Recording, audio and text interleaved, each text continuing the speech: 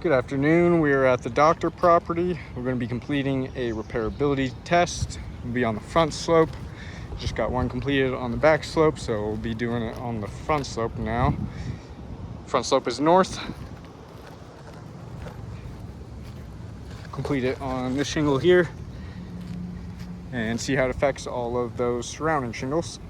I'll give you an overview of those surrounding shingles before we get started, showing you the current condition.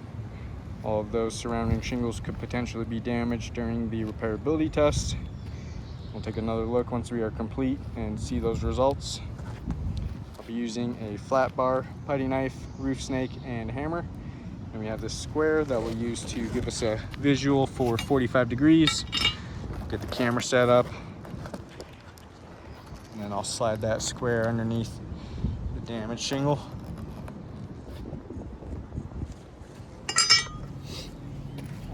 One unsealed.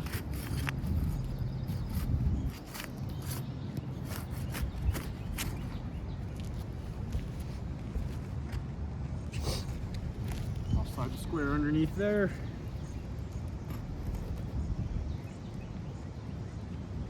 I'll give us a reference point for 45 degrees, and any of those shingles that will be lifting throughout the repairability test, we'll keep it at 45 degrees or lower. All right, we'll get started by unsealing all of those shingles that we need to. We'll use the putty knife to unseal the top two shingles.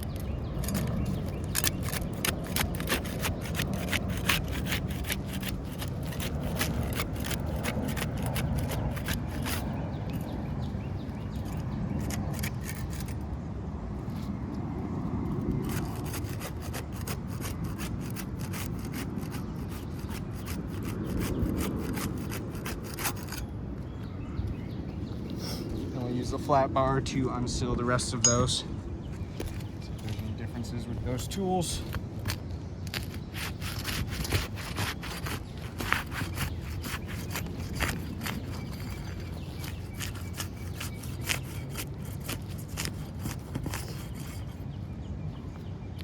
All right, got all of those unsealed. We'll start removing those nails now.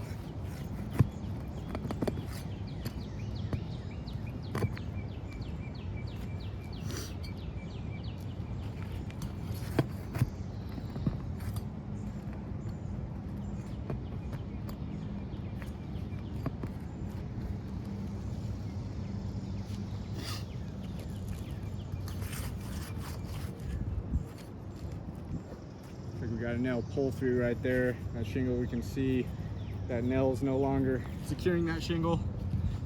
That shingle just pulled right through, and that'll be damaging that shingle where the nail pulled through, fracturing the matting.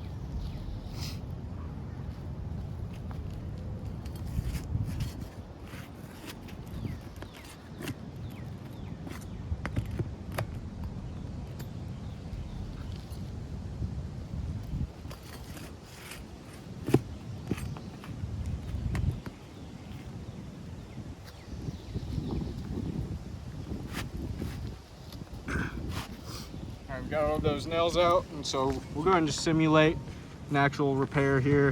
To do that, we'll just slide that damaged shingle all the way out and then slide it back in, doing everything you would for an actual repair. So that should give us the most accurate results in determining whether or not this roof is repairable.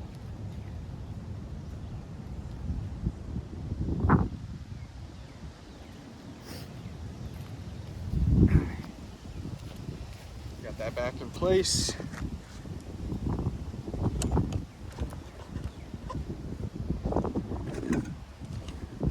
Start getting some nails in there now, using the roof snake to drive those nails in.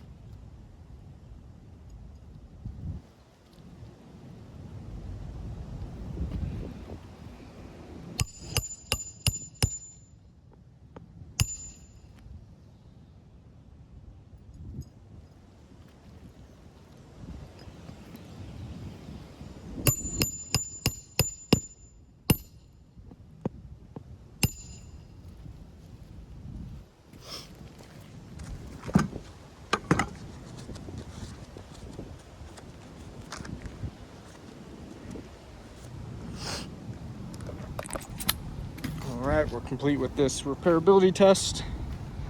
I'll give you another overview of all of those surrounding shingles.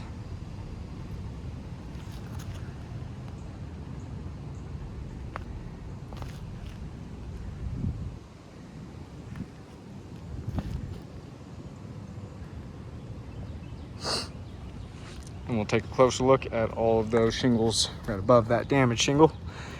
You can see some stress fracturing that occurred along these.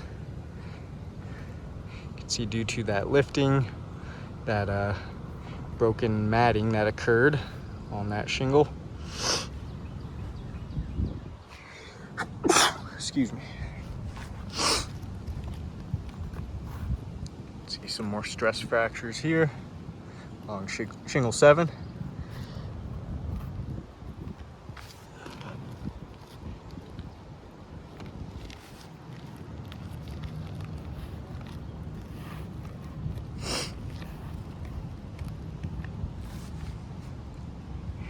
You can see this shingle is fractured right there, matting.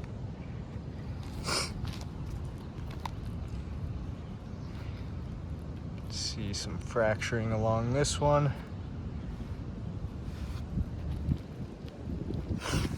Now we'll take a look underneath. We had quite a bit of mat transfer. You can see that right there.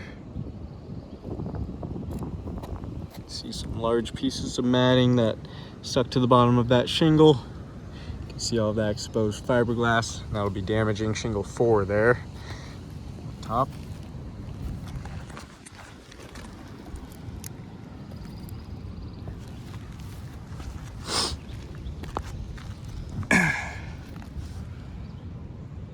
some more mat transfer right there and there.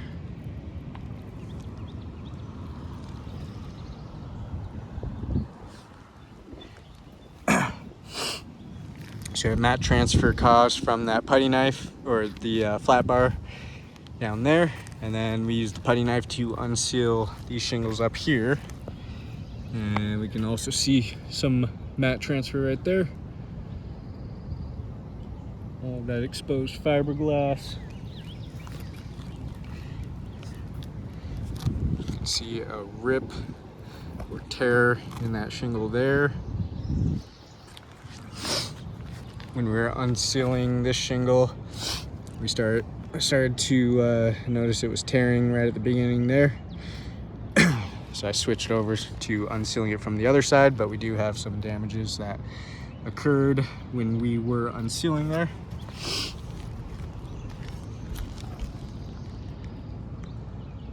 You can see some nail pull-throughs. We have this one right there. You can see where that nail pulled through the shingle, fractured that matting.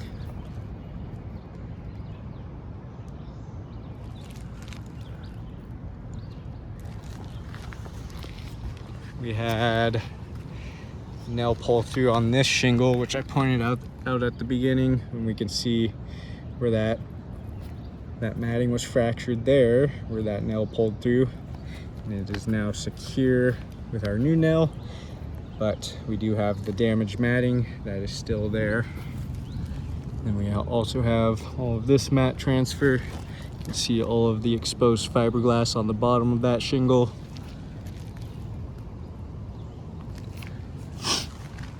So we have stress fractures, mat transfer, nail pull-throughs, all of those damages. You can see, let's see, I don't think we have any down here, but we do have damages to shingles 5, 6, 7, and 8, and shingle 4 as well, with that mat transfer on the top of that. So we have 5 additionally damaged shingles just from if we were to repair one damaged shingle.